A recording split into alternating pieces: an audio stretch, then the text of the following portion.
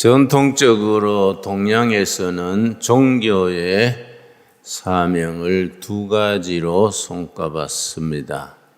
안심인명과 경세제민 두 가지입니다. 안심인명은 개인 구원에 해당하고 경세제민은 사회 구원, 역사 구원에 해당합니다. 보수 진영에서는 안심인명 쪽에 치우치기 쉽고 진보 진영에서는 경세제민에 쏠리기 쉽습니다. 성경적으로 말하자면 양쪽을 다 겸한 것이 바른 구원신앙이고 바른 교회가 됩니다. 불교로 말하자면 소승불교와 대승불교가 있는데 안심인명 개인구원 쪽이 소승불교고 경세제민 사회구원 쪽이 대승불교에 해당합니다. 그런데 동남아시아, 버마, 또 라오스, 태국 이런 쪽에는 전통적으로 소승불교 쪽에 해당합니다. 한국 불교가 자랑스러운 것은 일본, 한국, 중국 불교 쪽은 대승불교의 전통이 아주 강력합니다. 특별히 한국 불교는 세계에서 두드러진 대승불교, 불법으로 나라를 어떻게 일으키는가, 거기에 아주 강력한 전통이 있습니다. 그런데 우리가 말씀드린 것처럼 성경적인 신앙, 바른 신앙, 바른 교회는 경세제민과 안심인명, 역사구원과 개인구원이 겸해진 것이 성경적인 바른 전통입니다. 좋은 교회, 좋은 신앙이 되려면은 신앙 좋은 것만으로는 부족합니다. 교회를 잘 섬기는 것만으로 부족합니다. 좋은 신앙, 좋은 교회가 되려면은 5가지를 균형 있게 갖추어야 하는데 우리 한국교회 목회자, 지도자들이 그 점에 있어서 많은 실패를 해온 셈입니다. 5가지를 성도들에게 균형 있게 가르쳐 주고 지도해 주지를 못했기 때문에 교인은 많아지고 큰 교회도 생기고 한국교회가 어느 정도 부흥되었느냐 하면은 전 세계 가장 큰 교회 10교회를 뽑으면 전 세계 10대 교회 중에 7교회가 한국교회에 속해 있습니다. 그러니까 한국교회에 대한 그 평가는 해외에 나가면 아주 대단히 참 높습니다. 그런데 나도 50년간 목회해 오면서 모태신앙으로 평생교회를 다니고 신학교를 나오고 목회를 50년 하면서 여러 신학교에 가서 강의도 하고 목회자들 모임에 인도도 하고 부흥회도 인도하면서 한국교회의 부족한 점을 느끼게 됩니다. 나는 이제 나이가 들어서 이제 80이니까 적은 나이가 아니지요. 내 자리만 지키면 되지만은 후배들이 이것을 잘 소화해서 한국 교회를 더 높은 단계로 업그레이드하는 일에 아마 신경을 써줬으면 하는 바람입니다. 그래서 최동묵 목사님 같은 이제 후배들이 한창 나이의 후배들이 이 점을 잘 배려를 해야겠지요. 좋은 신앙, 좋은 교회가 첫째는 말할 것 없이 복음적인 교회여야 합니다. 교회가 복음적인 신앙 고백이 분명해야 되는데 한국 교회 자랑이 이 점입니다. 한국 교회는 그 주류 메인스트림이 복음적입니다. 이 대단히 중요한 장점입니다. 다른 나라 교회, 독일 교회나 미국 교회나 일본이나 다른 나라 교회들에 비해서 한국 교회는 특이하게 복음적입니다. 이 복음적 전통, 영어로 이반제리칼 트래디션이 강하기 때문에 한국 교회는 그 중심을 늘 잡고 있습니다. 두 번째가 한국 교회 부족합니다. 사상성입니다. 사상성. 신앙이 좋은 것만으로는 부족합니다. 그 시대를 움직일 수 있는 사상성이 깊어야 합니다.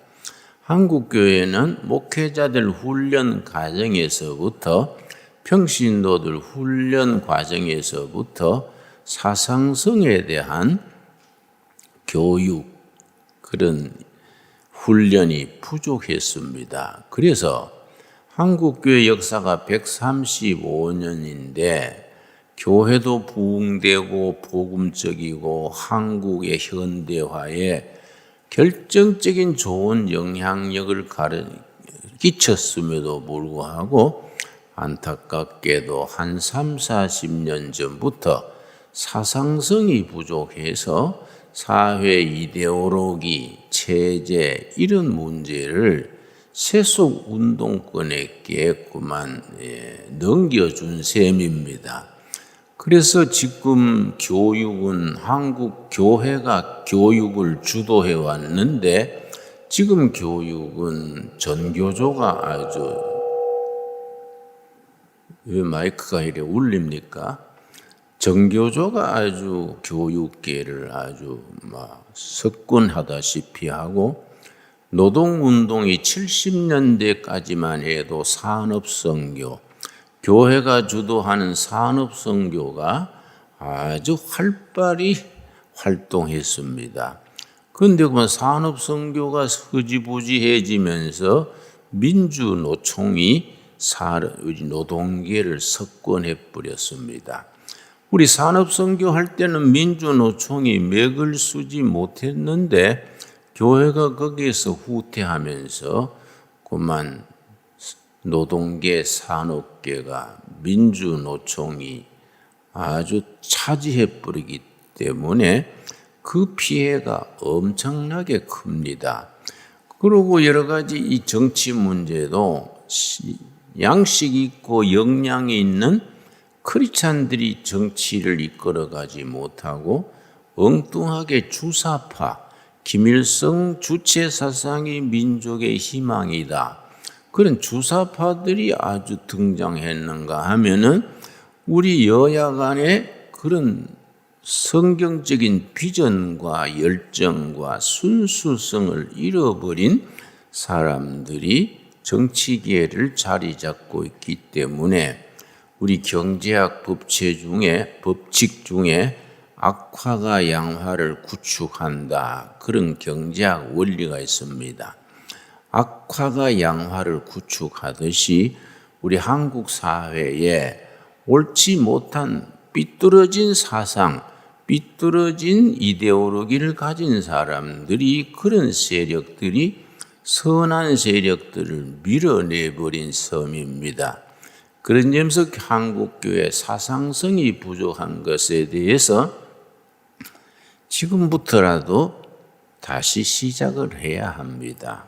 세 번째가 뭐냐면은 말씀드린 운동성입니다.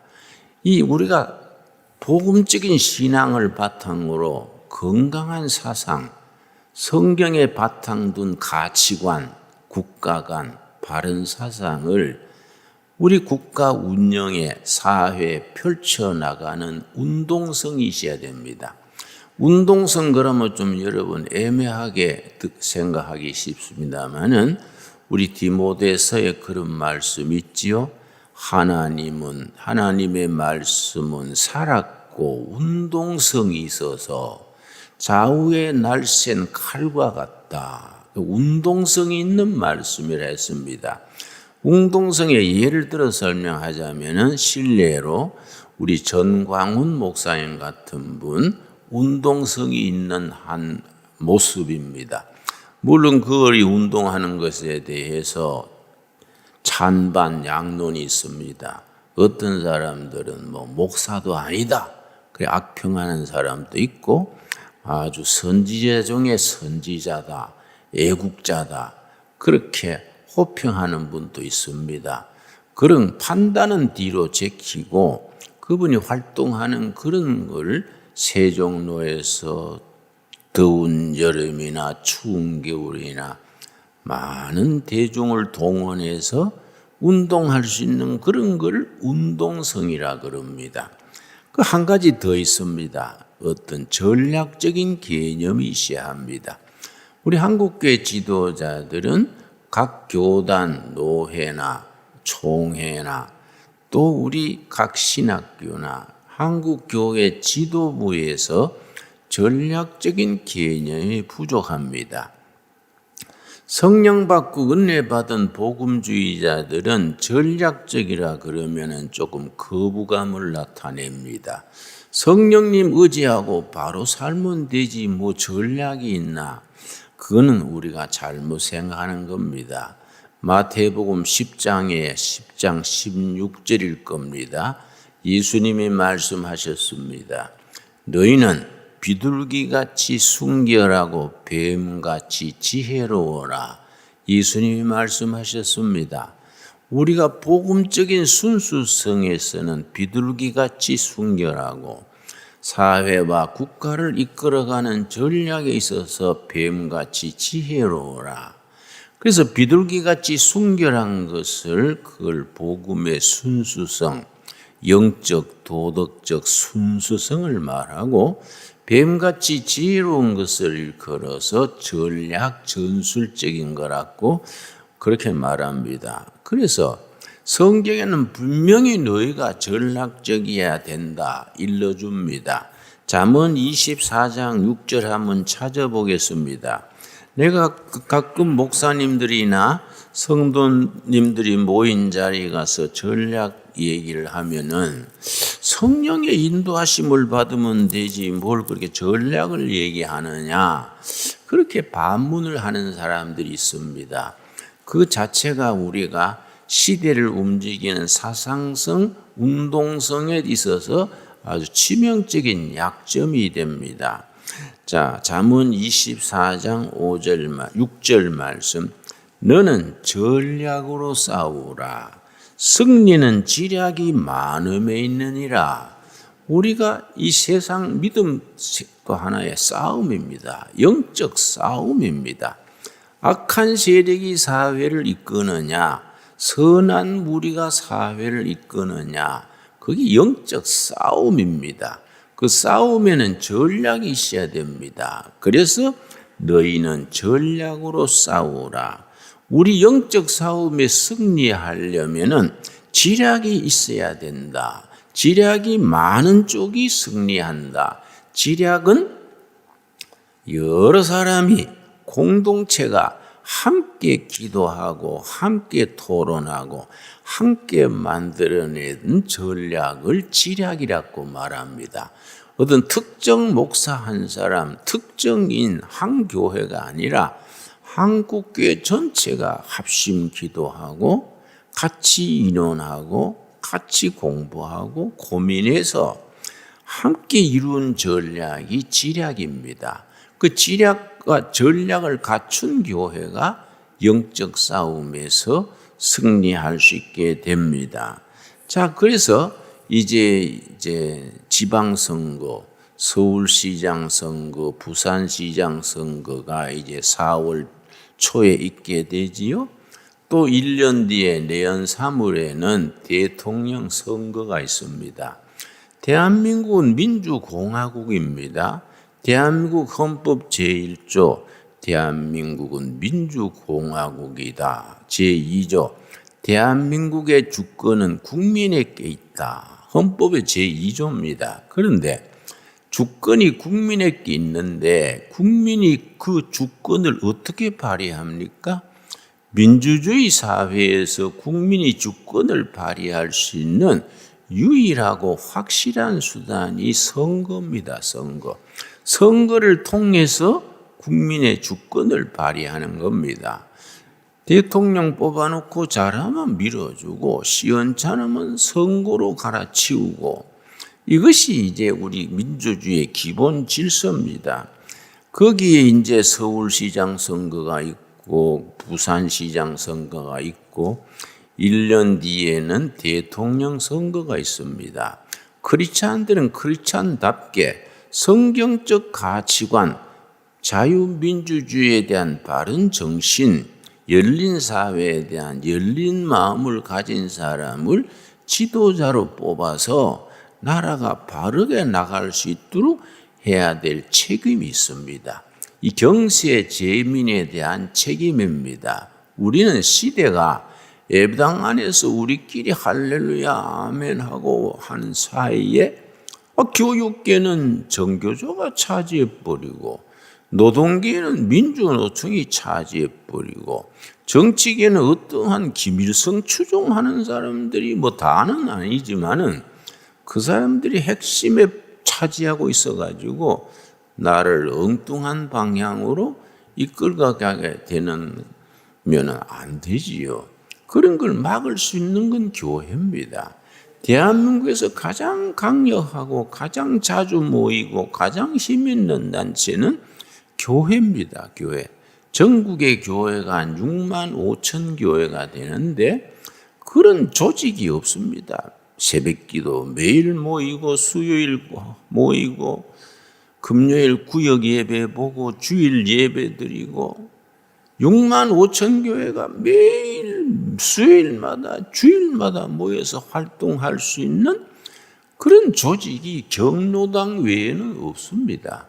교회가 그만큼 힘이 있는 겁니다. 그런데 그 힘을 전략적으로 바른 사상으로 바르게 운동해 나가야 되는데 재구실을 하지 못하면은 교회가 천덕꾸러기가 되고 사람들의 비판의 대상이 됩니다.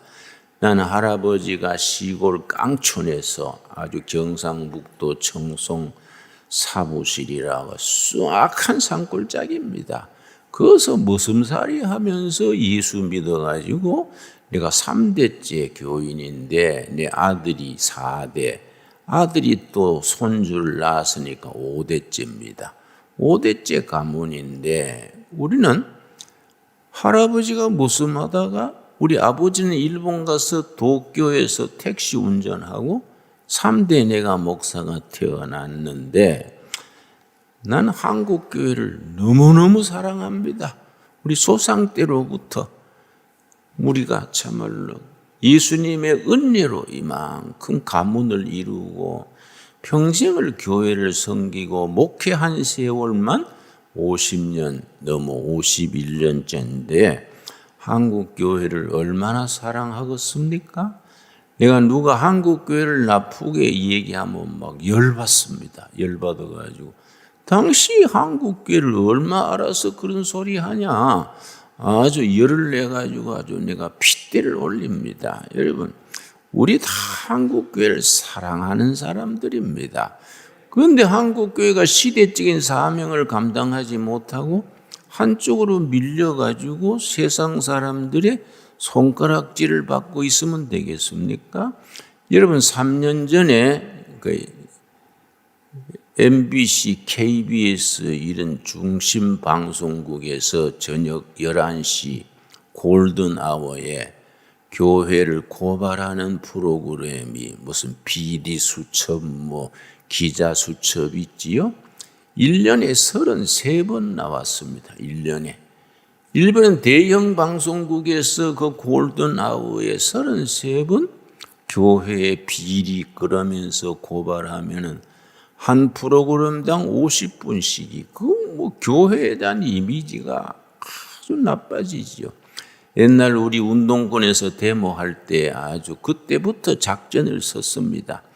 앞으로 신문 기자 될 사람, 판사 될 사람, 학교 선생할 사람들은 데모할 때 앞장 세우지 않았습니다. 혹시 근거에 대해서 신불이 노출될까 봐.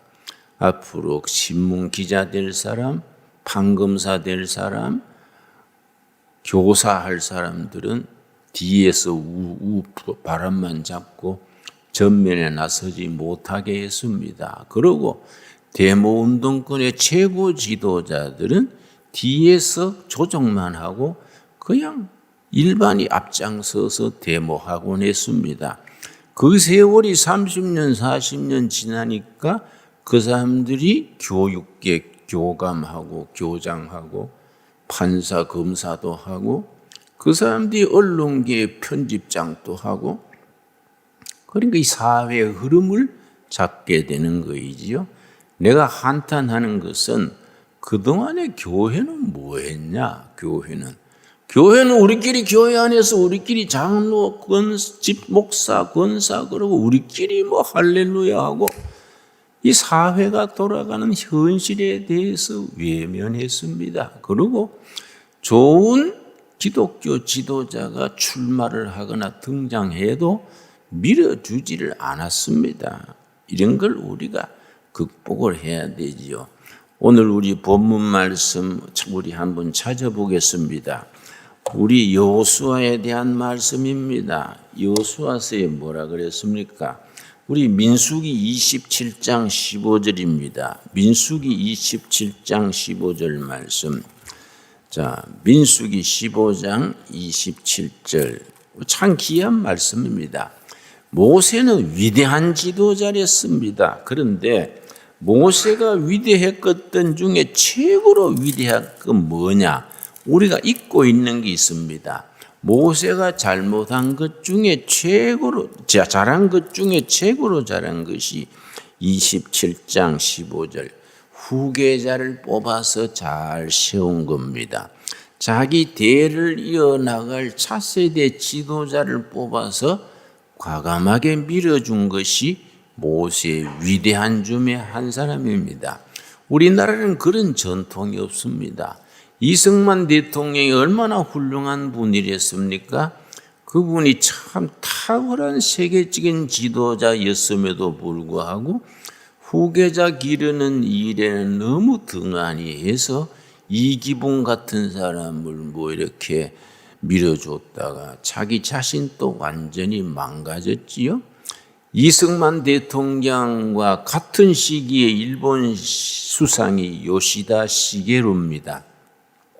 둘 다 비슷합니다. 영어에 능통하고 외교에 또 아주 달관하고 아주 요시다 시게루와 이승만은 같은 시기에 한국의 지도자, 일본의 지도자 비슷했습니다. 그런데 요시다 시게루와 이승만이 뭐이 다르냐? 요시다 시게루는 수상으로 있는 동안에 젊은 국회의원, 장차관급 유능한 교수들 중에 장래성 있는 일꾼들을 꼭 토요일마다 집에 불러서 아침 식사를 같이 하면서 국제 정세를 얘기해주고 정책에 대해서 논하고 나라는 어떻게 이끌어야 되고 매 토요일 아침마다 그 차세대 지도자들 15명 정도를 초청해서 계속해서 훈련시켰습니다. 그 사람들이 요시다 시게루 죽은 뒤에 오히라, 닥게, 미끼 뭐 이런 지도자들이 일본을 전후에 세계 경제 대국으로 이끌어간 주역들이 됐습니다. 얼마나 차이가 납니까? 이승만은 투철한 능력과 신앙을 가졌음에도 불구하고 이기붕 같은 그런 2급, 3급 지도자 붙들고 하다가 나라와 개인이 얼마나 큰 손실을 가져왔습니까? 그런 점에서 우리 모세는 위대한 지도자입니다. 민수기 27장 15절입니다. 모세가 여호와께 여짜와 이르되 여호와 모든 육체의 생명의 하나님이시여 원하건대 한 사람을 이 회중 위에 세워서 모세가 자기 수명이 얼마 남지 않는 줄 알고 모세가 120세 되던 때입니다. 하나님께 간구합니다. 이 17절 그로 그들 앞에 출입하며 그들의 인도하여 출입하게 하사 여호와의 회중에 목자 없는 양과 같이 되지 않게 하옵소서. 좋은 후계자를 세워서 백성들과 같이 동고동락하면서 좋은 지도력을 기르고는 차세대 지도자가 되도록 이끌어 주십시오. 그 모세의 기도 제목이랬습니다. 120세 된 모세가 하나님 앞에서 목숨 걸고 기도하는 겁니다. 하나님, 내 연하는 얼마 남지 않았는데 좋은 후계자를 세워서 백성들과 같이 동고동락하면서 다음 세대를 이끌게 해옵소서. 간절히 기도하니까 하나님께서 응답하시기를 19절 20절입니다. 그를 제사장 엘리아셀과 온 회중 앞에 세우고 그들의 목전에서 그에게 위탁하여 18절입니다. 여호와께서 모세에게 이르시되 눈의 아들 여호수아는 그 안에 영이 머무는 자니 너는 데려다가 그에게 안수하고. 여호수아가 있지 않느냐? 여호수아는 성령이 그 안에 있는 사람이다. 영적인 지도자다.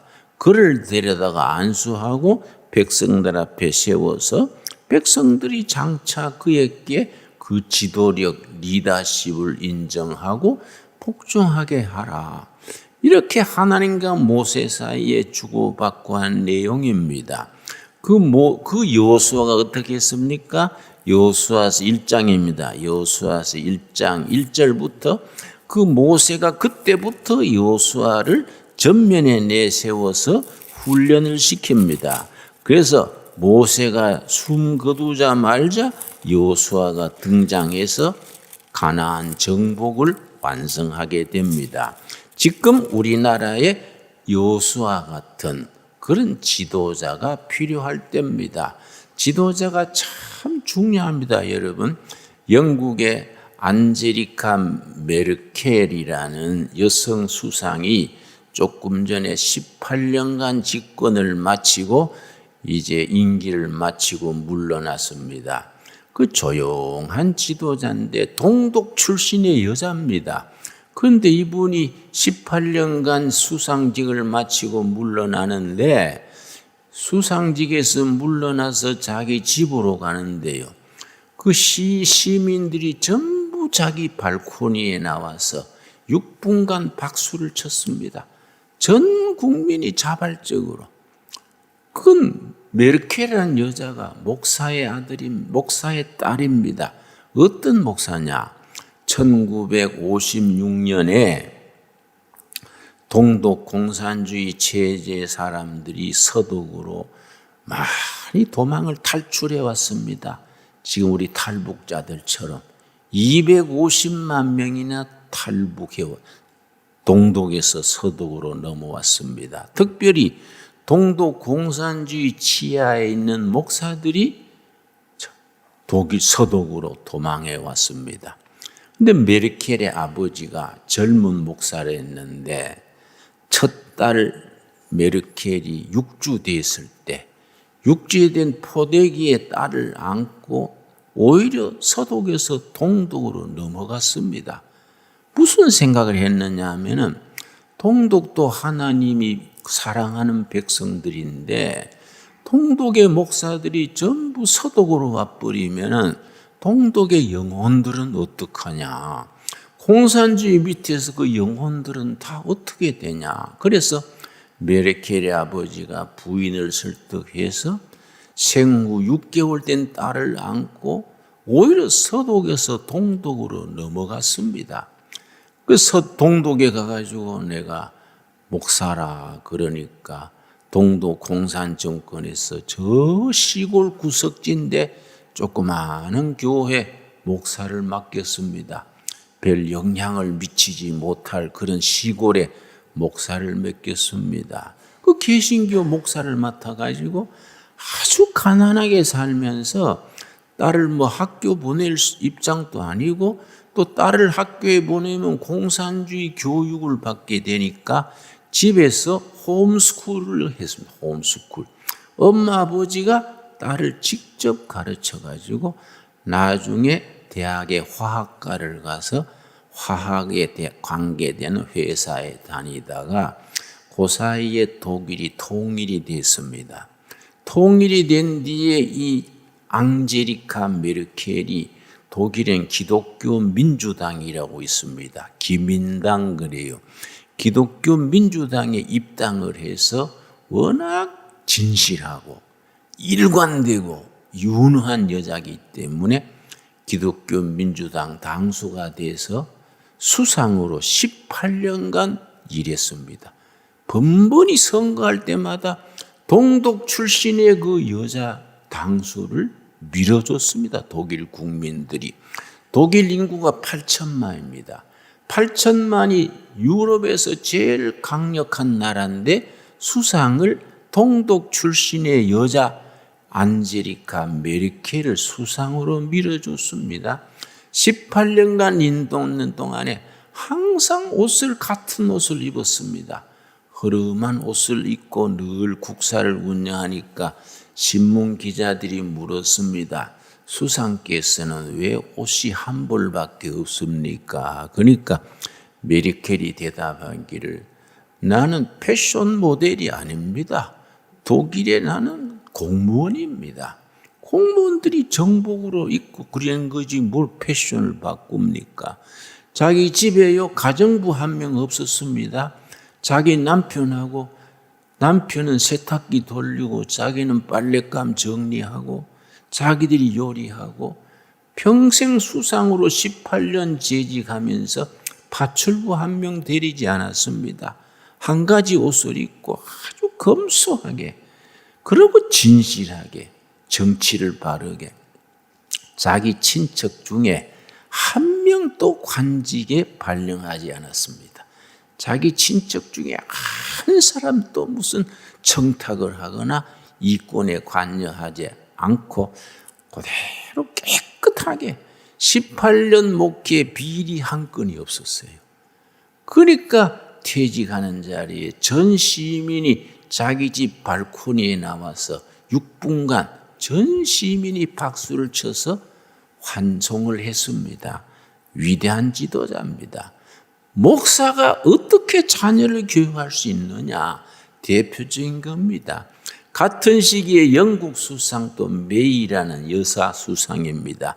메이는 영국의 감리교 목사의 딸입니다. 같은 시기에 영국 여수상 또 목사 딸이고 독일의 여수상 또 시골교회 목사의 딸입니다. 두 목사의 딸이 영국과 독일 양국을 이끌었습니다. 우리 크리스찬 가정들은 그런 지도자를 길러내야 됩니다. 여수아가 달리 나오는 게 아니라 성도의 가정에서 그런 자녀들을 길러내야 됩니다. 그래서 이 나라의 운명이 정말로 성경적인 진리관 안에서 성경의 가치관으로 평생을 훈련받은 자녀들이 크리스찬 지도자들이 사회를 이끌어가게 해야 합니다. 지난주에 우리 조선일보에 김대중이라는 논설가가 있습니다. 언론인 중에는 벌써 10년째 최고의 언론인이라고 투표로 뽑힌 사람이 김대중 논설위원입니다. 그분의 논설 보니까 우리 검찰총장에 물러나는 윤석열에 대해서 논설에 하루 썼어요. 칼럼에. 뭐라고 썼느냐. 그 윤석열 회장이 전 검찰총장이 대통령이 2년간 직무 정지를 시켰습니다. 검찰이 대통령 상대로 고발을 해가지고 거기 다시 해서 거기 고발이 취소가 되었습니다. 그런 배짱, 그런 소신, 그런 건 정말로 이 나라에 중요하다. 물론 김대중 논설위원은 윤석열 같은 사람이 자기의 대통령으로 돼야 한다. 뭐 그런 의미로 썼습니다만은 우리가 뭐 설교 시간에 그런 데까지 나갈 일은 아니고요.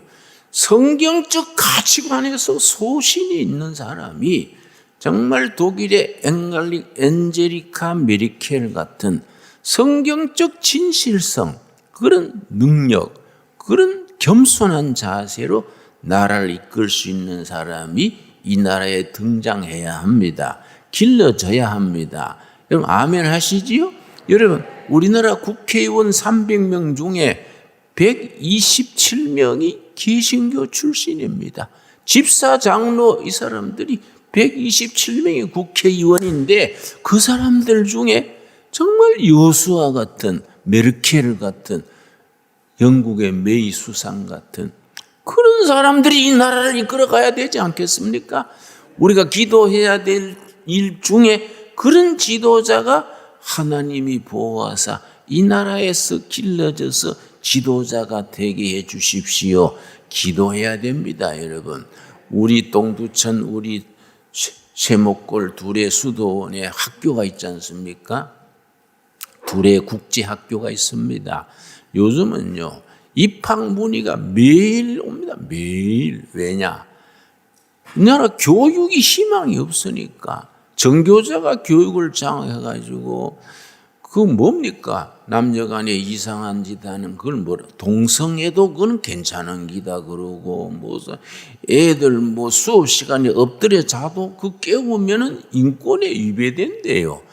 그렇게 섞고 있으니까 부모들이 실망을 해가지고 둘의 국제학교, 둘에는 그래도 속이지는 않을까 아이가 하고 우리 학교 문의가 계속 옵니다. 우리가 수용할 수 있는 시설은 100명 이상은 어려운데 그렇게 문의가 많이 와요.